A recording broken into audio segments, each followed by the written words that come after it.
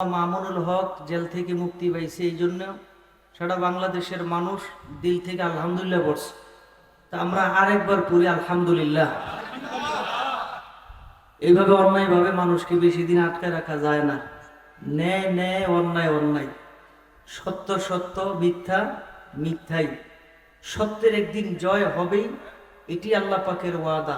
আমি কোরআনে কারীমের আয়াত আপনাদের সামনে তেলাওয়াত করেছি। আল্লাহ বলেন, ওয়ালা তাহিনু ওয়ালা তাহজানু ওয়া আনতুমুল আ'লাউনা ইন কুনতুম মুমিনিন। তোমরা যদি মুমিন হও, তোমরা যদি ঈমানদার হও, তোমরা যদি মুত্তাকি হও, আমি আল্লাহ তোমাদেরকে বিজয় দিবেন। বলেন তো এই ঘোষণাটা কার? বলেন না ভাই, কার? আল্লাহর নাম জোরে বলেন, কার? আল্লাহ পাকের ঘোষণা। জোরে, আল্লাহ পাকের ঘোষণা সত্য না মিথ্যা? মিথ্যা বলার কোনো অবকাশ আছে? জোরে বলেন, ঘোষণা কার? আবার আবার জোরে, ঘোষণা কার?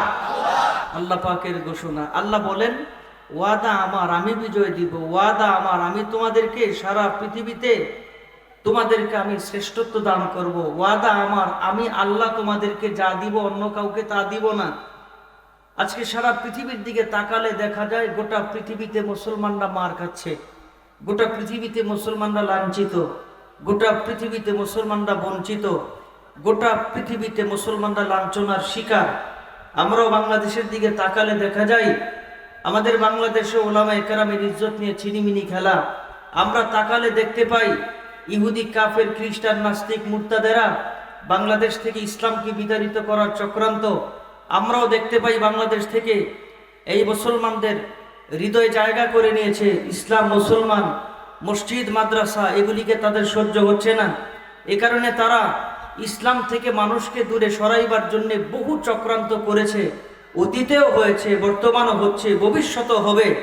কিন্তু এই ধরনের ষড়যন্ত্র টিকবে না, কারণ রব ওয়াদা দিয়েছেন, ওয়ালা তাহিনু ওয়ালা তাহজানু ওয়া আনতুমুল আ'লাউনা ইন কুনতুম মুমিনিন। ঈমানদার যদি হও, মুত্তাকি যদি হও, পরহেজগার যদি হও, আমি আল্লাহ তোমাদেরকে বিজয় দিব। আবার জবান খুলে মুহাব্বতে জোরে বলেন, ওয়াদা কার? সারা পৃথিবীর দিকে তাকালে এখন দেখা যায় রব্বে কারীমের ওয়াদা সত্য।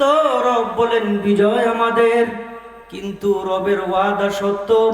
গোটা পৃথিবীতে মার খায় আমরা মুসলমান, লাঞ্ছিত, বঞ্চিত, অপমানিত। একমাত্র কারণ আমরা নামে মুসলমান, এখনো কামে মুসলমান হতে পারি নাই। ফজরের সময় মসজিদে মুসল্লি নাই, জুমার সময় মসজিদে মুসল্লির অভাব নাই। পাঞ্জেগানা যিনি নামাজ পড়েন তিনিও আইসা মসজিদে জায়গা পান না। কখন? জুমার নামাজে। পাঞ্জেগানা নামাজি যিনি, তিনিও মসজিদে আইসা জায়গা পান না। কখন? মাহে রমজানের প্রথম 2, 4, 5, এক সপ্তাহ, 15 দিন। জোরে কোন কথা ঠিক? না না না, কথা ঠিক? কিছু হয়েছে না আপনাকে? না, কিছু হয়েছে আপনাকে? হয় নাই, হয় নাই, হয় নাই, কিছু হয় নাই। আমার আগের ভাই বয়ান করতেছিলেন, একটু আংশিক শুনেছি। এই আংশিক শোনার কারণে গোটা বয়ানটা বুঝতে বড় কষ্ট হয় নাই। বৃষ্টি বন্ধ, বৃষ্টি নাই, রৌদ্রের বড় তাপ, ইস্তেসকার নামাজ সারা বাংলাদেশ, বৃষ্টি নাই।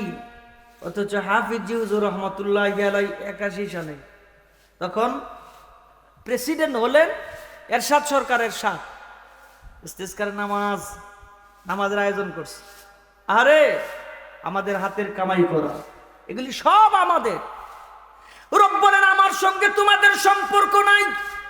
রব বলেন আমার থেকে তোমরা বহু দূরে, যদি কাছে আসো সম্পর্কটা লাগাইতে পারো, ইস্তেসকার নামাজের জন্য রওনা হবে, আমি আল্লাহ আকাশ থেকে বৃষ্টি দিয়া দিব।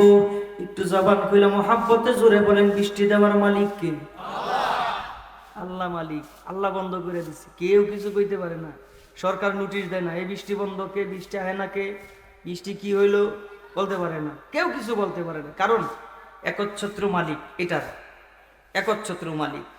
আরে 5 জিনিসের এলেম আল্লাহ ছাড়া কেউ জানে না। ইন্নাল্লাহা ইনদাহু ইলমুস সাআ ওয়া ইউনাজ্জিলুল গায়স ওয়া ইয়ালামু মা ফিল আরহাম ওয়া মা তাদরি নাফসুম মাযা তাকসিবু গাদা ওয়া মা তাদরি নাফসুম বিআইয়ি আরদিন তামুত। কেউ জানে না। হঠাৎ করে বৃষ্টির ছাপ, আকাশে মেঘ, কালো মেঘ জমা হয়ে গেছে, মনে হয় বৃষ্টি হবে, আরে মধ্যনগর মনে হয় উড়াই দিব, আরে তুফান হবে। একটু পরে দেখা যায় মেঘ সরে গেছে, আর বৃষ্টি নাই। আর খবরের মধ্যে বলে বৃষ্টিপাতের সম্ভাবনা আছে, বৃষ্টি হবে এ কথা বলে না। কেন? এর কাছে তথ্য নাই, আভাস আছে, তথ্য নাই সঠিক।